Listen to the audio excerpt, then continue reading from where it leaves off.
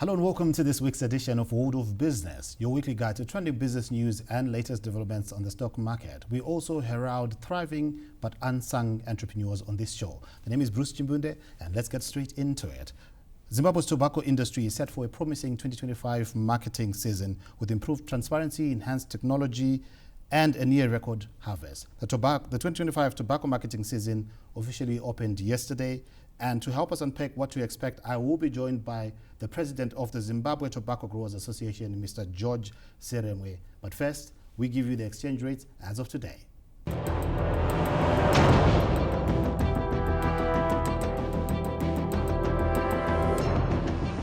The Zimbabwe gold to the US dollar interbank rate was at 26.60 ZiG. The Zimbabwe gold to the Great Britain pound interbank rate was at 34.03 ZiG. The Zimbabwe gold to the euro interbank rate was at 28.26 ZiG. The Zimbabwe gold to the South African rand interbank rate was at 0.69 ZiG. And lastly, the Zimbabwe gold to the Botswana pula interbank rate was at 1.92 ZiG. We also give you commodity prices on the global market. At $2,928 after it went up by 0.27 percentage points. Silver per ounce traded at $32.69 after it went up by 0.94 percentage points.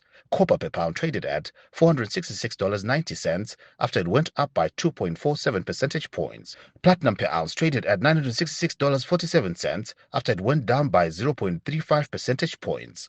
That's it for this segment. World of Business takes a short break, and we'll be right back.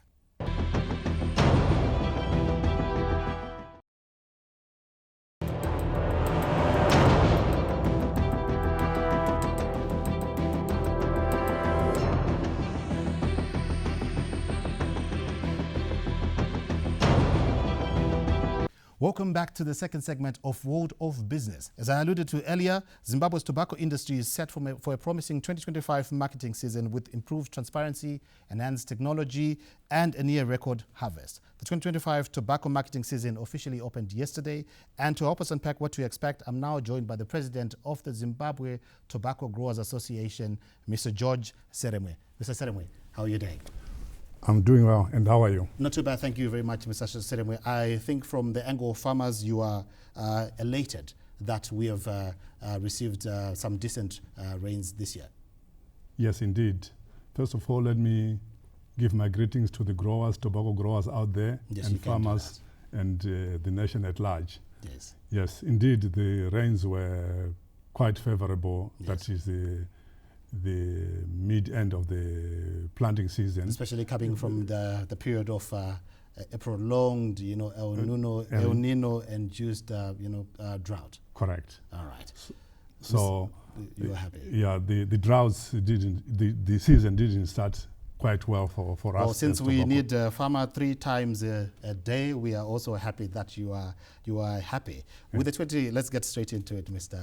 Seremwe, if we will. With the 2025 tobacco marketing season having been opened yesterday, Zimbabwe aims to increase tobacco value addition from 2% to 30%, boosting annual production to 300 million kgs, which was sitting at 235 million kgs last year, thereabout. What conditions are necessary to ensure that we can achieve this? Well, the conditions, I think we need all stakeholders to participate, that is in the value chain. That is, we talk of the participation of the growers themselves as well to see the benefits. And at the same time, we need also to talk about the localization of the funding. That is, if we localize the funding, we are talking of the financial institution participating as well in the tobacco production. So having all those stakeholders participate, I think we can be guaranteed of the 30% that is value addition on the tobacco value chain. All right, Mr. Seremwe, but just to pick your mind on this one, we were talking about 98% of tobacco being exported in its raw form last year. And now we are saying we want to reduce those figures to 70%. Are we not just throwing figures around here? Is that is something that is attainable? It is something which is attainable, as I said earlier, because the participation of everybody, and you see, the more we add value, the more it benefits the local farmer as well. So we'll be processing and also employment creation. So we will see more, maybe the price is firming up because it's value added, and automatically it means the money paid to the farmer to produce will be a bit more than what we are getting currently when we are exporting it in its raw form. And it will also benefit us as a country, obviously, in terms of getting more for our tobacco as opposed to exporting it in its raw form. Yeah, as a country, definitely we will benefit, that is, if we localize the funding. But if we don't localize the funding, I see the country getting not much out of the current arrangement. All right. And how can we ensure that we have more local players contributing to the tobacco industry in Zimbabwe?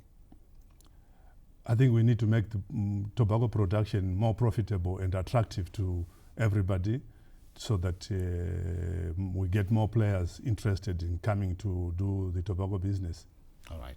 And you have already talked about the localization of funding for us to get maximum benefit. So can we also perhaps talk about how we can be in a position to empower the local players to also understand what it entails to be in the tobacco industry? Because perhaps that is where we are failing, to say people do not even know that it's a lucrative market that they can get into.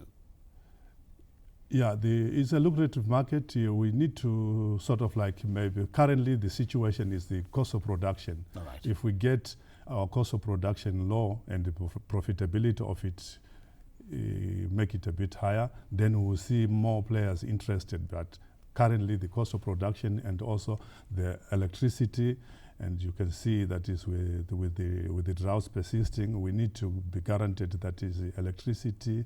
We have got water bodies which are not utilized and underutilized. So if we use all those water bodies, then we will see that is the profitability of the crop coming up and reducing the cost of production, and more players will be interested in playing the ball. All right. Yeah. All right. The Reserve Bank of Zimbabwe, in its 2025 monetary statement, reviewed the foreign currency retention level from 75% to 70%. Do you perhaps think that this poses a threat of side marketing, and how, in your own view, can we avert that? Indeed, I think a lot of farmers kind of got a shock out of that, and they were surprised. But nevertheless, we have engaged the RBZ to understand and be able to explain to our farmers how it's going to go about.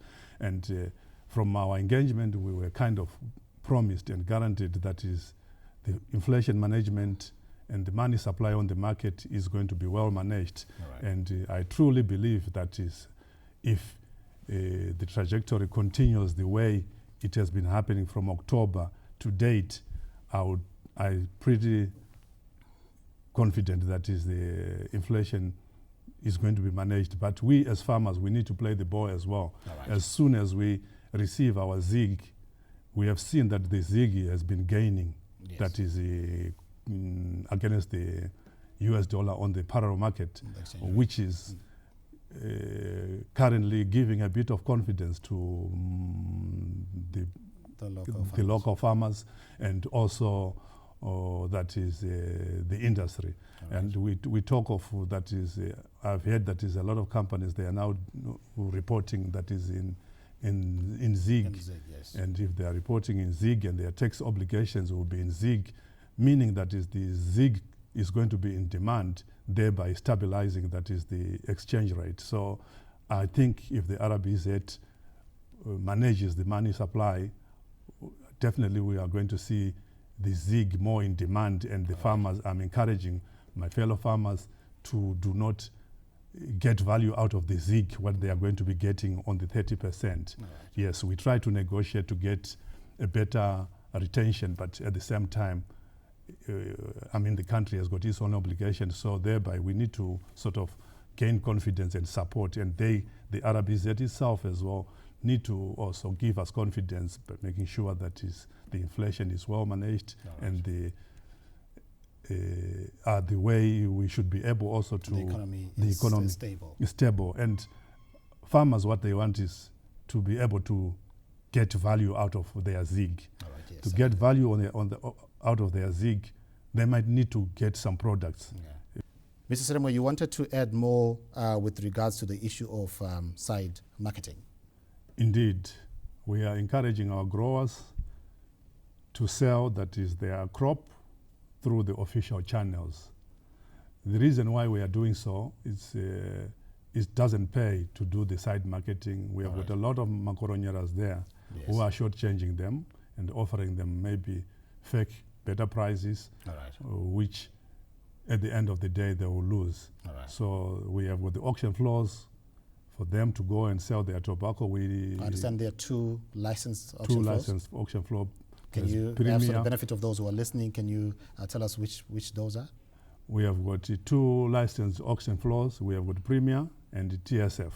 So those auction floors are available, and the farmers try to go and sell to the licensed auction floors at the same time to sell to their contractors. Are there any punitive measures to ensure that those who do not abide by that are deterred from doing such? The measures could be there, but at the same time, we are also appealing to them that there's a lot of risk in the selling to makoronyeras. As we all know that there is a lot of fake US dollars on the market. So they will risk to be... You stand a risk of losing... Of losing the crop, that is, if they try to sell to those makoronyeras. So we are saying, try to sell through the official channel, but at the same time that also helps to create their track record. We are talking of localizing funding. So if the banks participate, they want to see the track record. How have you been performing the previous years? And as well, we are talking of the title deeds on the land. If the title deeds on the land are going to be given, they also have to look into the track record. How have you been performing, and also are you entitled to a loan? That will help and add that. But if they have been side marketing and selling to makoronyera, get access to that. They don't get access to that. They only get access to Zimbabwe, which is very, very expensive and makes the tobacco production not only more expensive, but also certainly dangerous, because you can risk losing your money or then having to deal with loan sharks and things like that. And with the rains that we have seen, I'm sure many smallholder farmers have also benefited from the rains, and they have had relatively better crops than last year. The crop quality is obviously better, which translates to competitive pricing. What more should be done to improve the quality of tobacco that we produce locally? Yeah, also let me add on the issue that is the crop is well established, definitely. We have had a good crop this year. End of the season, because the rains, in the beginning we had a dry spell. A dry spell, yes. And the rains came a bit late. And some heat wave. Yeah. And the first rains, a lot of farmers had planted with that. Yeah. And that caused a lot of seedlings dying, and also the planted tobacco kind of got reduced from the establishment. So there were a lot of farmers had to then go back into the field and replant. And the challenges which comes at a cost, obviously. The cost, then I'm coming to the cost, because if you look into replanting and the irrigation, availability of electricity and things like that, automatically there were some challenges. There were some challenges in the beginning. Now, yes, those ones who survived the dry spell and the heat wave, yes, they've got a good crop, well-established crop and good quality, and what is left is just to do the proper curing and grading. And definitely we, as farmers, were expecting good prices, because there seem to be also a shortage of tobacco on the world market. So there is demand. Therefore, we are also expecting that is better prices than the previous seasons. Yeah. Okay, you talked about that, and while certain areas have indeed received decent rains, but certain areas have also received perhaps more rains, and this could end up affecting the crops. Are you having these conversations, particularly with the smallholder farmers, to talk about issues to do with insurance, especially when we are talking about issues to do with perhaps floods or hailstorms and etc.? Yes, it's good that you have mentioned that. I think also the incessant rains, Yes. they come also with its own challenges. Certainly. So we have like also ripening. Some varieties of our tobacco, they quickly get ripe, Yes. and then that will also compromise On the quality. the quality, the curing All right, capacity. all right. Most of the farmers, they might not have enough curing capacity, thereby They'll end up produce, losing out. they will lose some of the crop in the field. All right. So that is one of the challenges which we think. So how can they safeguard themselves against that? That one is a bit tricky one. All It's right. just they have to do some management and also borrow maybe some facilities with their neighbors and also- work together. Also ensure that their crops are insured? The insurance is more on the hailstorm. That is, if we get hailstorm, All right. yes, indeed, the farmers, we be encourage them to compensated. be insured, and then the insurance to reduce their risk of All right. losses. So, yeah, quite a number of farmers have insured their crop. Those ones who have been affected by the hailstorm and the wind, I think they were compensated, but we are not ruling out that is the processes. Mr. Seremwe, thank you very much for that. I'm sure the farmers have had some key takeaways to help them understand the tobacco industry better. And perhaps this will also inspire those who would want to be part of the tobacco industry to also get into the industry. Thank you very much. That's it for this second segment of World of Business, where we are speaking there to the president of the Zimbabwe Tobacco Growers Association, Mr. George Seremwe, on the 2025 tobacco marketing season. Join us in the last segment as we cast a spotlight on our Entrepreneur of the Week with Cellah Marere.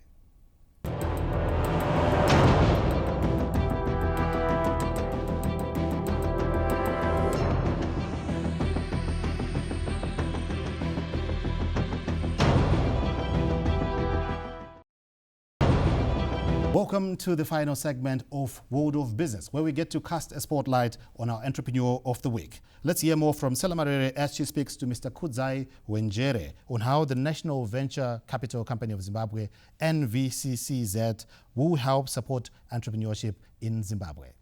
This is the final segment of this week's edition of World of Business, where I'm joined by the founder and managing director of one of the companies dealing in energy here in Zimbabwe, Mr. Prince Kudzai Hwenjere, who is going to tell us more about the role that the National Venture Capital Company of Zimbabwe is going to play in supporting startups, entrepreneurs, and also continuing to foster the spirit of entrepreneurship in Zimbabwe. Mr. Hwenjere, thank you so much for joining us. It's our pleasure to have you. For the opportunity.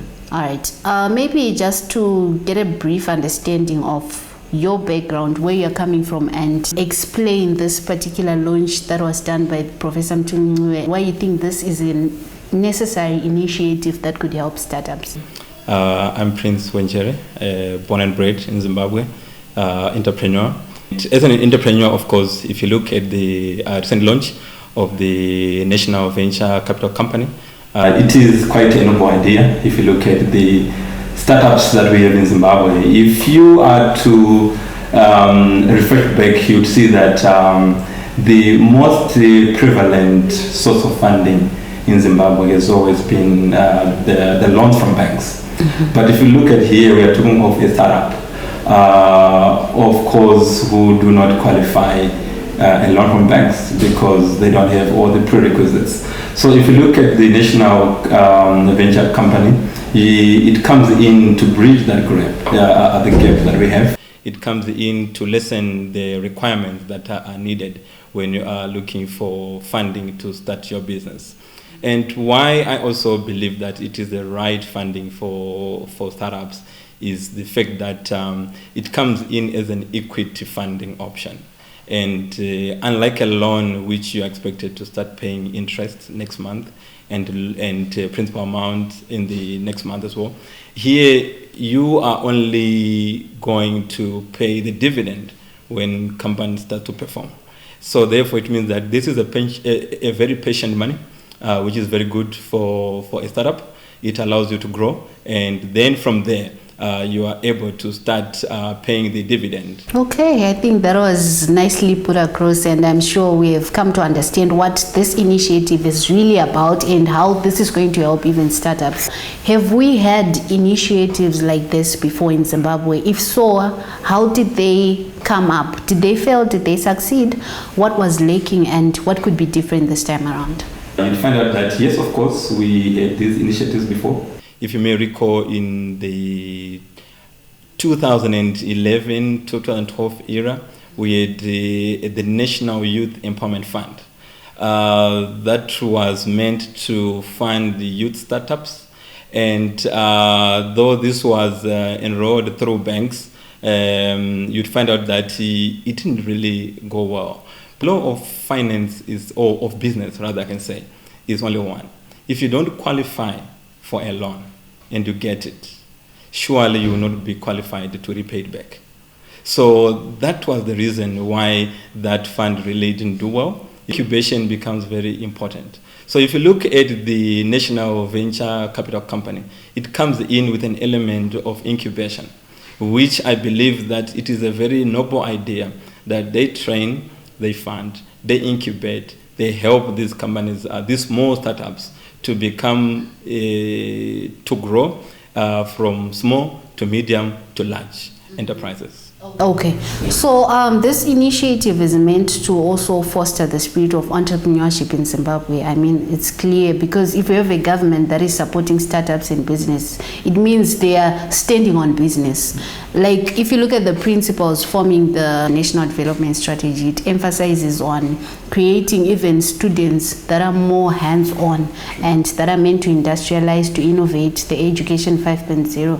What advice would you give to aspiring entrepreneurs, maybe starting from the grassroots levels, the school? Are they embracing this model very well? And what more could be done to have more people hands-on and helping to build the nation of Zimbabwe, creating employment? Just start from wherever you are. Remember, it's not about how much you have.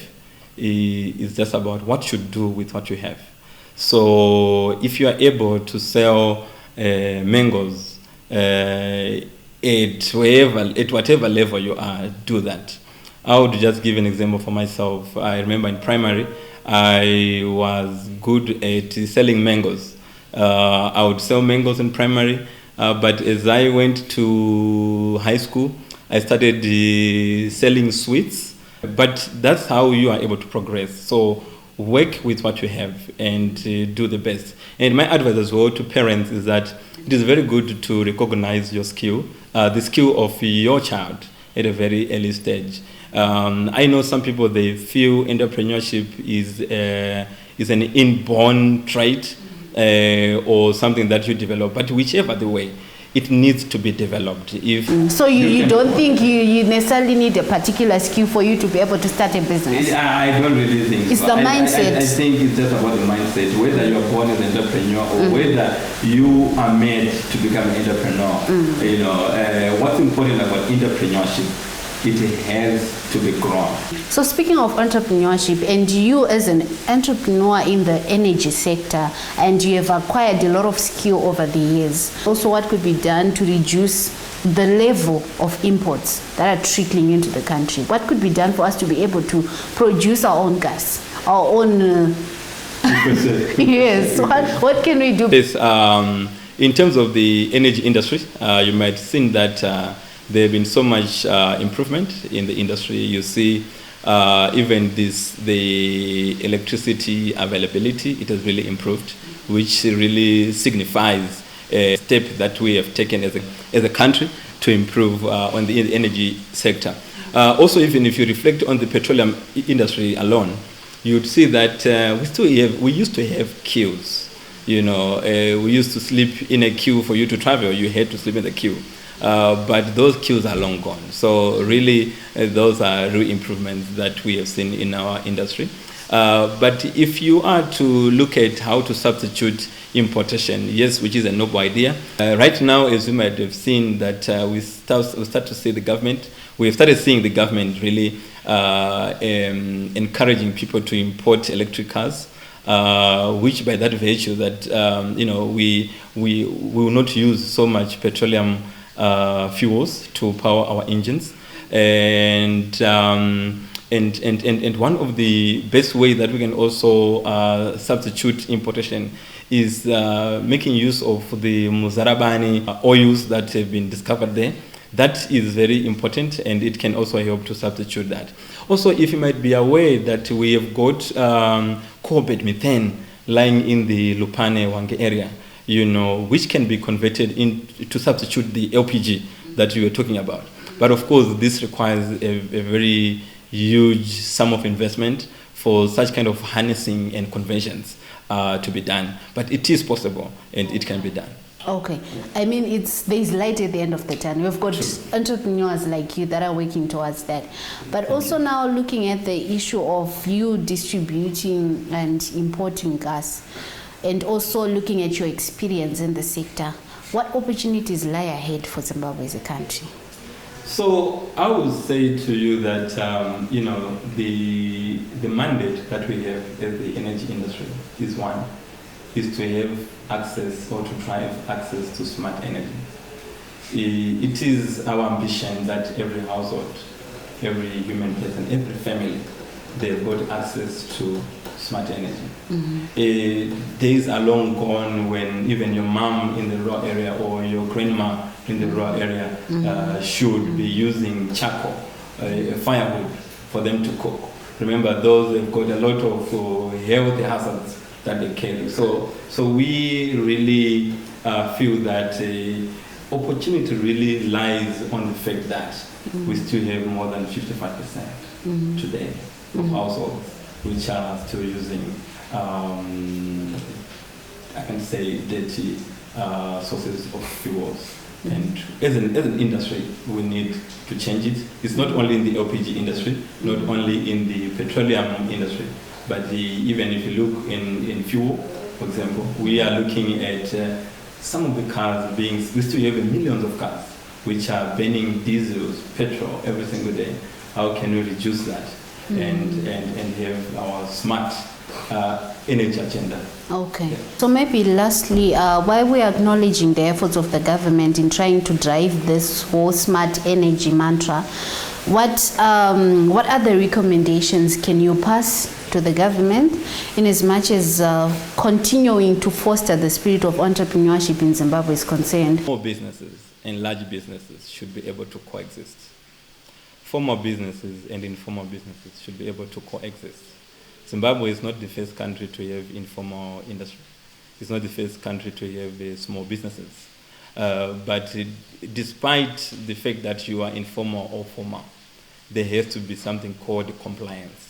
Sometimes some people, they fail to pay tax, for example, But if an informal business fails to pay tax, and then there's a formal business which is paying tax, there's some kind of disadvantage being given to the formal business. So, but if the government comes in, like what it's doing right now, the government is pushing a lot in compliance, making sure that both formal and informal businesses, they are paying taxes. What it does is that it also encourages the small business to say, I should aspire to become a bigger business. Mm-hmm. Not to say, I want to keep on being a small business because I'm hiding away from taxes. Mm-hmm. Thank you so much, Mr. Hwenjere. Unfortunately, we have run out of time, but it has been quite an insightful conversation and looking forward to more of this in future. Thank you so much for joining us. Thank you so much, Cellah. I really appreciate it.